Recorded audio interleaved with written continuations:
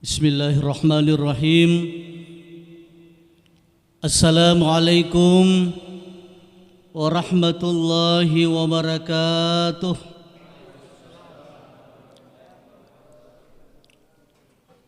Alhamdulillah wa syukrillah. Wassalatu wassalamu ala rasulillah wa ala alihi wa sahbihi wa man wa'ala. Wala haula wala quwwata illa billah. Allahumma rabbi shrah li sadri wa yassir li amri wahlul 'uqdatam min lisani yafqahu qawli. Amma ba'd, faqad qala Allah ta'ala fil Qur'anil Karim wa huwa asdaqul qailin. A'udzu billahi minasy syaithanir rajim. Bismillahirrahmanirrahim. Syahrul Ramadan alladzi unzila fihi al-Qur'an hudan lin-nasi wa bayyinatin minal huda wal furqan. Sadaqallahul azim wa sadaqa rasuluhul karim.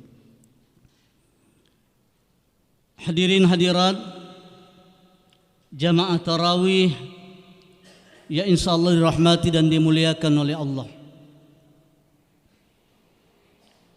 Pada maiki syukur memuji loripung Allah Ta'ala. Nasab alhamdulillah.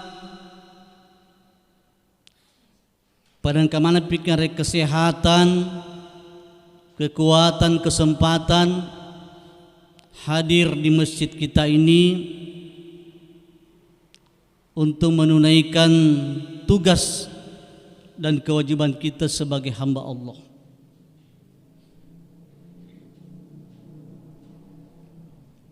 Malam ini kita sudah memasuki malam ke-14.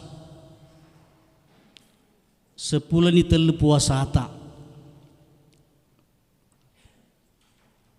Dia mau agama puasa setengah. Aku mau puasa setengah berarti apa yang setengah tu? Puasa setengah itu untuk anak-anak, untuk belajar. Kalau mau puasa setengah aduh dong.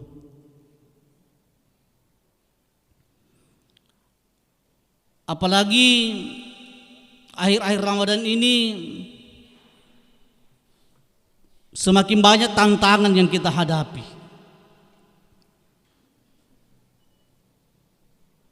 Nak bawa siwitai luar biasa.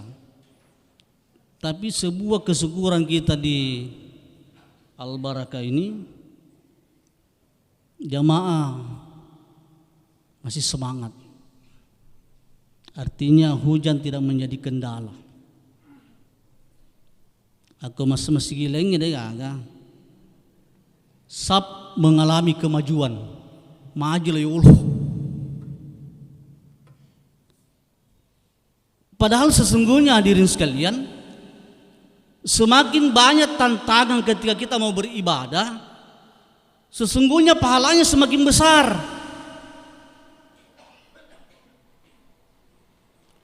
Jadi tarawih setiap malam itu sesungguhnya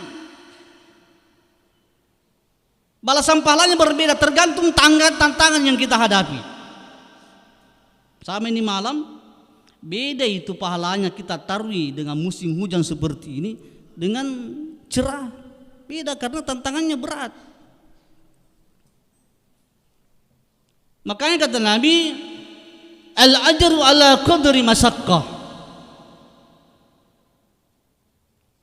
Balasan pahala itu tergantung seberapa berat sebuah ibadah kita laksanakan. Sampai di matani sedih, sampai di malupu itu pahalanya.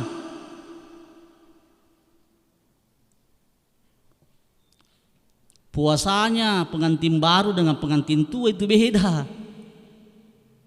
Beda pahalanya karena pengantin tua itu kan berat tantangannya. Apalagi kalau pengantin baru 1-2 hari sudah menikah, masuk bulan Ramadan. Wah, luar biasa. Tapi kalau dia bisa lolos, tahan, besar pahalanya. Kenapa? Karena dia mendapatkan tantangan godaan yang lebih besar. Ya, aku pengantin tua kan, ya engkau mutu godaan, tapi ya beda lah dengan pengantin baru.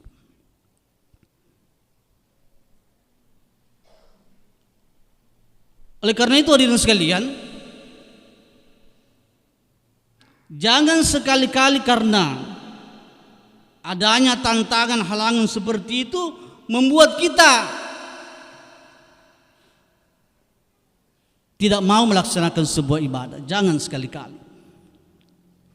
Karena Rasulullah sudah mengingatkan kepada kita bahwa sampai di matanya sedih pak kasiwia melu ilaksanakan majepu itu sampai di malopo ya palanna di sisi nafung Allah Ta'ala.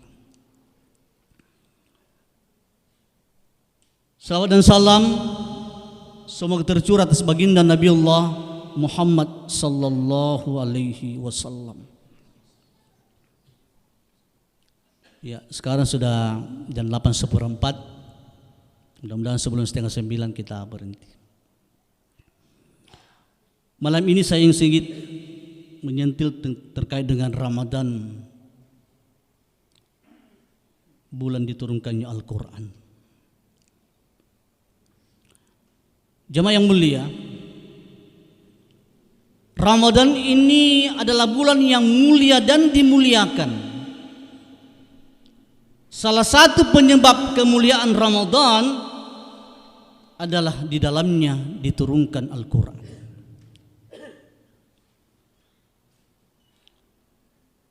Bahkan kalau kita mau lihat hadirin sekalian, segala sesuatu yang bersentuhan dengan Al-Quran semua menjadi mulia.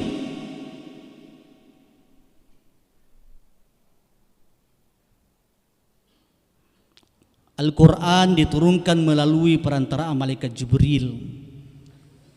Malaikat Jibril dimuliakan oleh Allah, menjadi komandannya malaikat, kepala sukunya malaikat.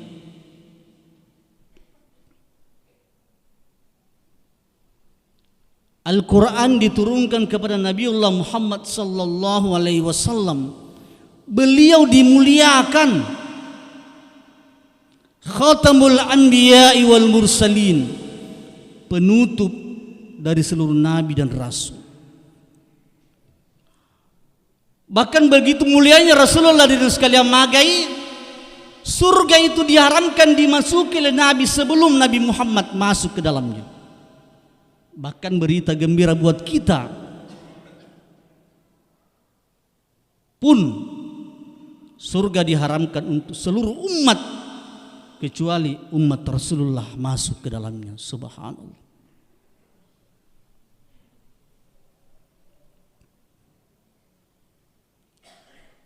Al-Quran diturunkan di sebuah kota yang namanya Makkah Al-Mukarramah. Kota Makkah dimuliakan, bahkan menjadi salah satu kota tujuan umat muslim seluruh dunia untuk menunaikan ibadah haji dan umrah.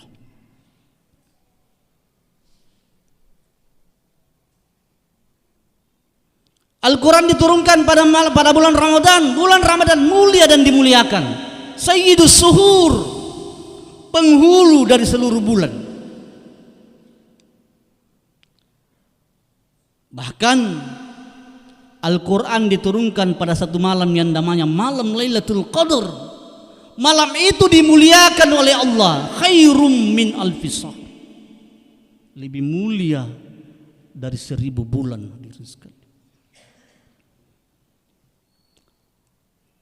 Bahkan ada anak kita yang menghafal Al-Quran kepada dinda kita, Pak Imam, itu mulia dan dimuliakan. Bahkan bagi mereka itu diberikan garansi nanti di akhirat. untuk menggandeng orang tuanya dan orang-orang terdekatnya, keluarga terdekatnya, untuk masuk ke dalam surganya Allah Subhanahu wa ta'ala. Subhanallah. Begitulah kalau kita ingin mendekatkan diri kita dengan Al-Quranul Karim. Kenapa seperti itu dengan sekalian? Nasabaya Quran ni adanna pun Allah Ta'ala Qalamullah.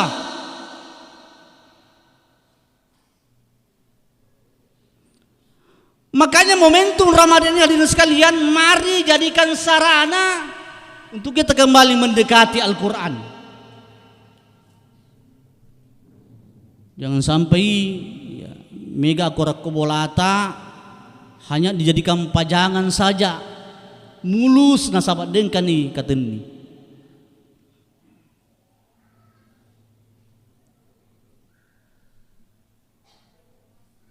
Al-Quran berisi pedoman hidup kita. Narakamilaki salama lino akhira akat nilalaki ko akurangi. Al-Quran berisi rambu-rambu aturan main untuk kita hidup di atas dunia ini.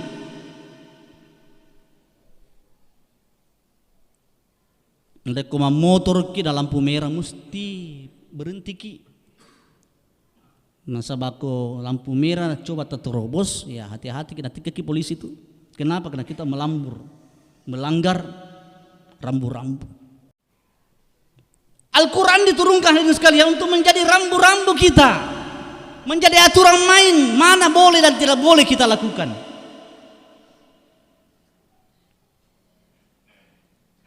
Kenapa sekarang banyak umat hari ini banyak melakukan pelanggaran-pelanggaran? Karena dia tidak mau berpedoman kepada Al-Quran.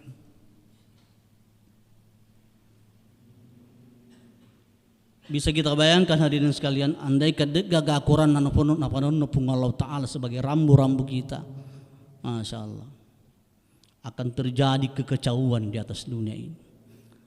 Yang terjadi hukum rimba, yang kuat memangsa yang lemah, yang besar memangsa yang kecil dan lain sebagainya.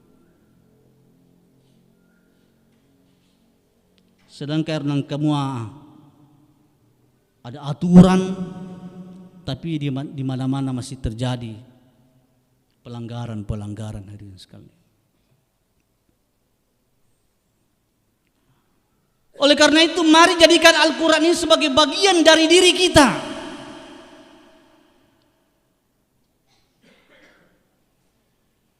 Sehingga ketika satu hari kita tidak menyentuh Al-Quran, ada sesuatu yang hilang dari diri kita.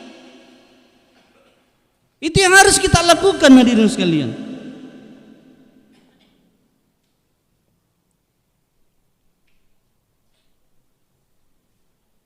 Saya selalu mengatakan, andaikan Al-Quranul Karim itu bisa kita posisikan seperti HP yang kita miliki.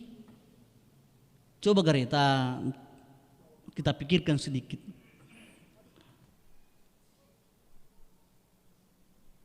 Berapa banyak waktu kita memegang HP dibanding memegang Al-Quran? Berapa banyak kita membaca Al-Quran dibanding membuka WA dan segala macamnya di sekali. Bahkan mungkin ada di antara kita mau tidur membuka HP, tidur diantar dengan HP, tidur bersama dengan HP-nya. Bahkan ketika bangun yang pertama dicari adalah HP-nya. Andaikan Al-Quran kita posisikan seperti itu, subhanallah.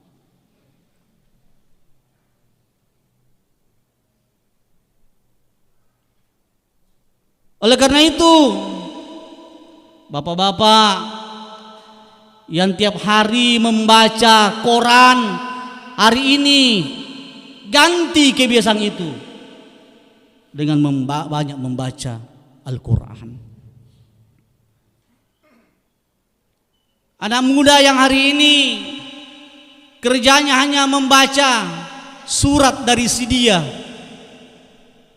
hari ini ganti kebiasaan itu dengan banyak membaca surah-surah Al-Quran. Hari ini ibu-ibu yang kerjanya minum jus apel, jus semangga, dan jus-jus yang lain. Sekarang saatnya mari kita banyak menghatamkan jus-jus Al-Quran, hadirin sekali.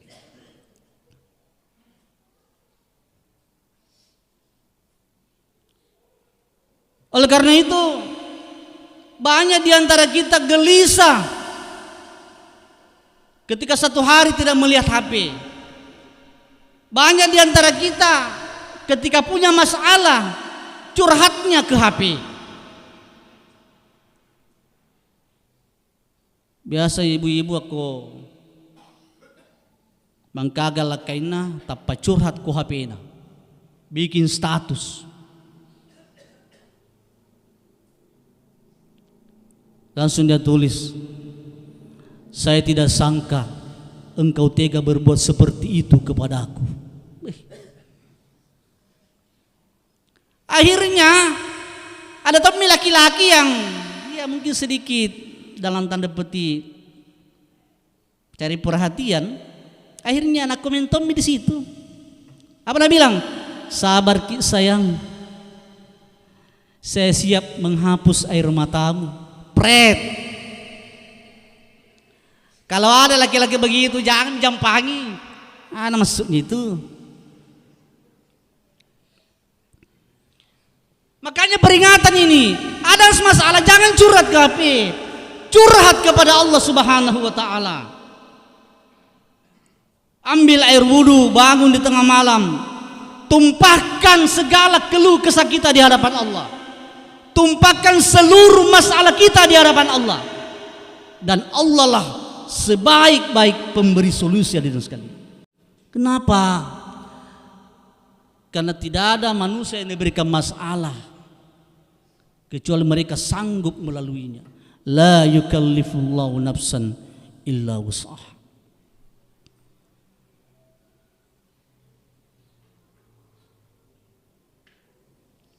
Hadirin, makanya dalam Al-Quran dikatakan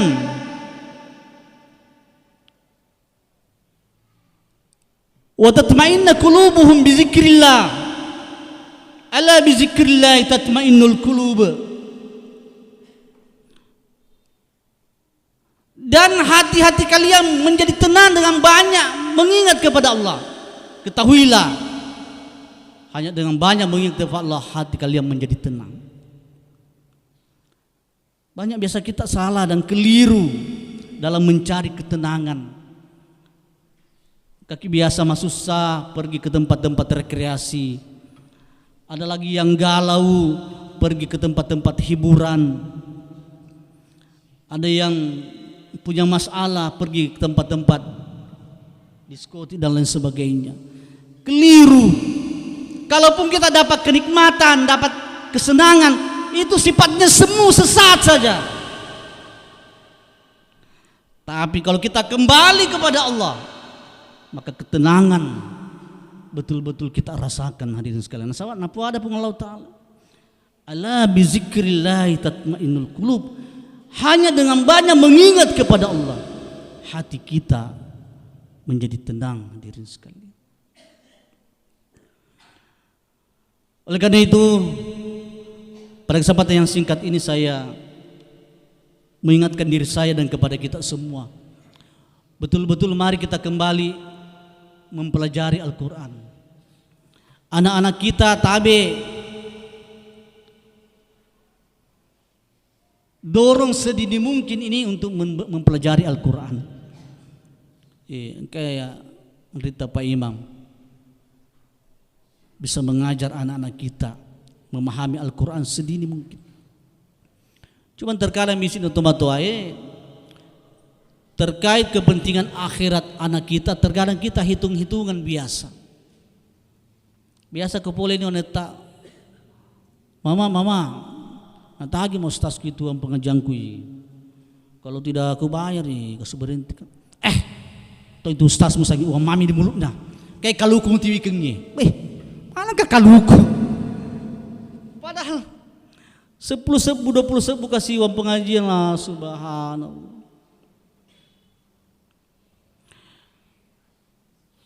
Datang biasa, bapak berikan lalu ke songko Ini songko jelaskan dan ketawa ke teman. Jangan beli songko. Itu songko jadi nenek mau pakai. Mana ke songko dan ini nanas. Pantasan kalau pergi salat di masjid kalau suci, bawa tu songko na sama songko na ini nak pakai. Mana ke tua ke sawi. Elialanu songko dan eta.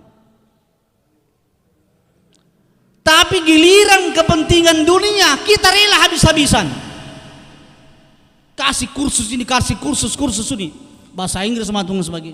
Kita rela habis-habisan. Biasa pulang tak. Bapak. Baik ditagih tuh kursus bahasa Inggrisku. Kalau tidak aku bayar itu dikasih berhenti. Jangan kuna. Nanti kau ambil ke uang kredit.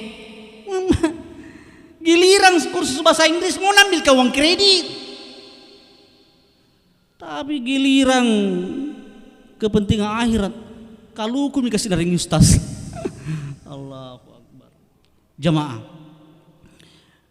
Oleh karena itu betul-betul kita orang tua punya peran yang sangat besar untuk bagaimana sedini mungkin dekatkan anak kita dengan Al-Quran. Mudah-mudahan dengan kita mengajar mereka mendekati Al-Quran yang sedini mungkin, mereka besar menjadi ahli-ahli Al-Quran, menjadi hafizul Quran, sehingga ini betul-betul menjadi modal kita terbaik di masa depan.